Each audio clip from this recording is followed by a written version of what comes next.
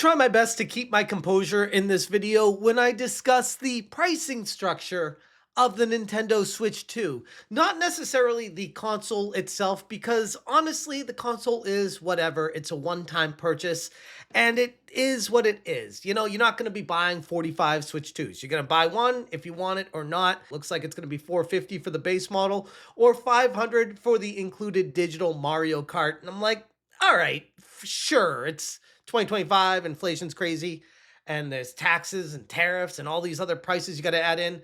So I guess $500 for the Switch with Mario Kart. Okay, I will swallow that. But $80 games, Nintendo? Come on.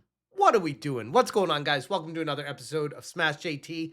And this video is going to be a controlled rant as much as I can control it, because holy crap, when I first saw the pricing structure for these games, I'm like, Nintendo, you have lost your damn mind. JT. Hit that subscribe, give me a like, and check out smashjt.com for the full article breaking down the pricing structure for Nintendo Switch 2 games and how I'm not the biggest fan of the direction Nintendo seems to be going here. Nintendo Switch 2 games jump to $80 USD, one giant leap for the House of Jumpman. Even the hardcore, most staunch defenders of Nintendo have got to take a step back and say, yeah, you know, this seems to be getting a little bit too high for my price range, even if I love Mario Kart or whatever XYZ game it is that you got coming out, because at some point, you gotta take a stand and say,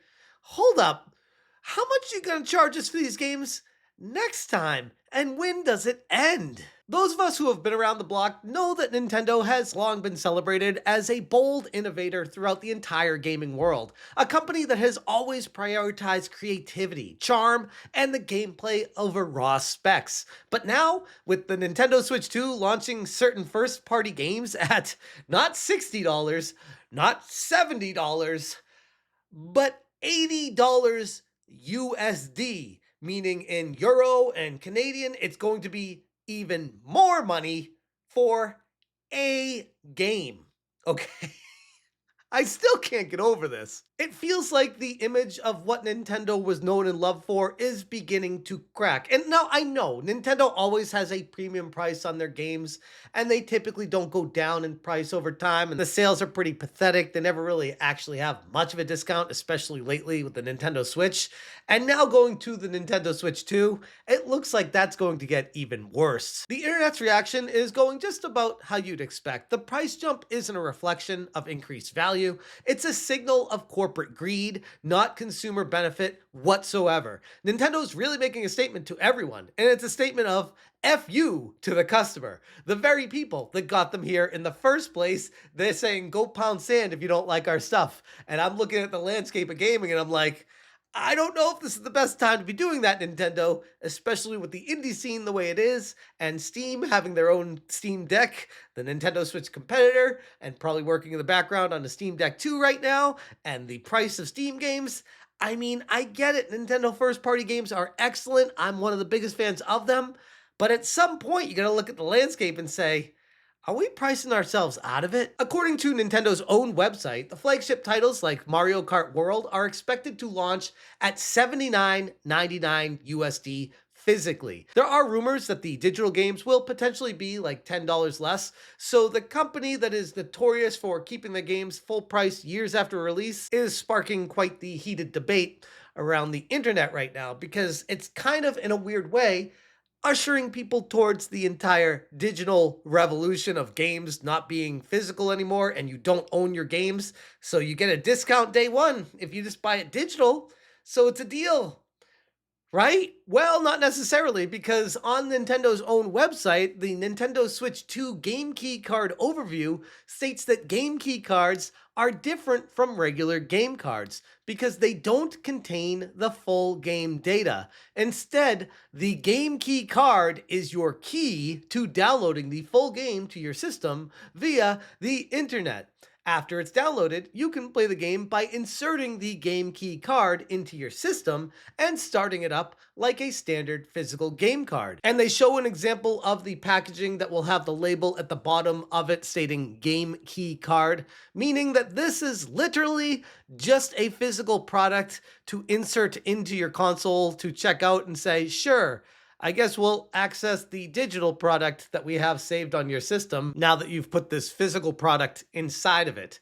And if that's the case, why not just download the game instead of putting the game inside of it? But to be fair, not all first party Nintendo games are going to be $79.99 USD or even more in other areas, because we have Donkey Kong Bonanza that is going to be $69.99.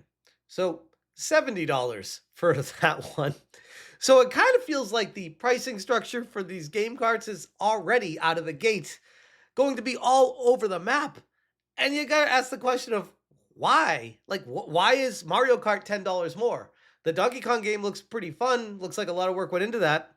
Why is that $10 cheaper on the same day of release? It doesn't make any sense. And here's my frustration with the entire situation. Nintendo's stock itself is near all-time highs right now, and they have the audacity to be charging even more than ever for game carts and game purchases, upwards of $20 more than what they originally were charging for on the original Switch. So I'm supposed to be the customer over here getting excited to spend an extra $20 for these games, which also doesn't take into account taxes, which in California, where I am, is nearly 9%. So we got a $80 game plus 9% sales tax. We're getting upwards of almost $90 for a base game that includes just the game itself. No DLC, no additional add-ons, no main instruction book, no map included in it, nothing. Just a, in many cases, game key card that will let you access the digital version of the game on your Switch. You can probably see why people aren't taken too well to this. Add to that how the original Nintendo Switch console sold over 150 million units total worldwide. And games like Tears of the Kingdom and Super Mario Bros. Wonder have driven them to record-breaking profits. The company itself is thriving and has been for years. Arguably, they are in the most successful point of their entire company's history. And what do they do to reward the players? Raise the prices by what, 25%? Like, holy crap. I understand inflation is running wild and prices are more expensive than ever.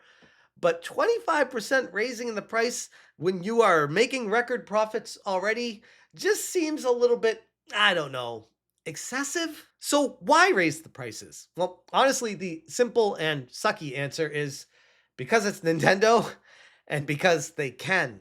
And honestly, after doing all the research in the back end of what they're doing, that's really what it comes down to. It's not about trying to make up for losses or trying to support areas of the company that are failing or trying to make sure that they're making enough money to break even. No, Nintendo's doing just fine. This has nothing to do with that. This is pushing capitalism to its limits. And it makes you wonder where the breaking point is for the customer. Because I got to imagine there's going to be a lot of people out there when they go to the store to buy this all excited. Sure, there'll be an initial rush. It'll sell out immediately and everyone's going to buy it in droves right when it comes out. But how's it going to fare a year from now? Are people still going to be that willing to purchase these games for $80+ when they go to buy them? Maybe for some, like the latest Zelda or Mario. Okay, I could see that. Hell, even the Pokemon. Nintendo fans are buying 2 Pokemons every time they buy a Pokemon, so I could see that happening. But at what point do people stop paying the money? Nintendo has earned a reputation for shaking up the gaming industry, from the motion-controlled Wii to the hybrid portability of the original Switch. But now, with this $80 price point, this is not a sign of forward-thinking design. It's not a new way to play. It's a new way to pay.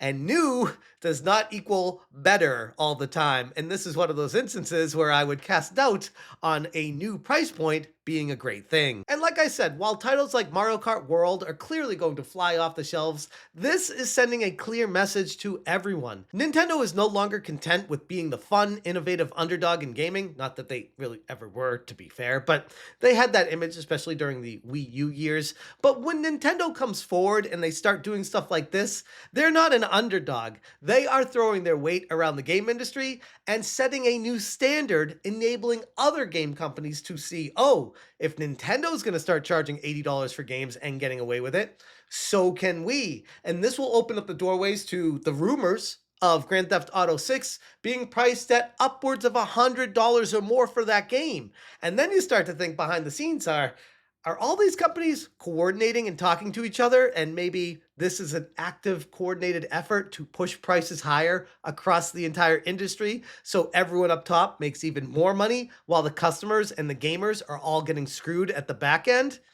Kind of feels that way. The Switch 2 could have been a celebration of everything that makes Nintendo special: innovation, fun, and accessibility. But these $80 USD prices becoming a new standard threatens to undermine the very trust Nintendo had spent decades building. The whole situation just feels kinda gross. I'm not asking for miracles out of Nintendo, just fairness. And right now, Nintendo's pricing strategy looks less like progress and far more like exploitation of their fan base. And again, I go back to, I don't know how far you can push Nintendo fans before they start waking up and saying, you know what? That Steam Deck over there looks pretty good. I might actually migrate to PC. Anyways, I'm going to leave it there. Let me know what you guys think about the $80 price point on these Nintendo Switch 2 games, and if you'd be willing to buy them, especially if it's one that you're really looking forward to, or if it's just not going to be worth it at all. Thank you guys so much for watching. Check out smashjt.com. I'll link this article in the description below. And as always, you stay smashing. Mr. Kawamoto! Hi. Hello. Smash JT. Smash JT. Smash JT. Smash JT.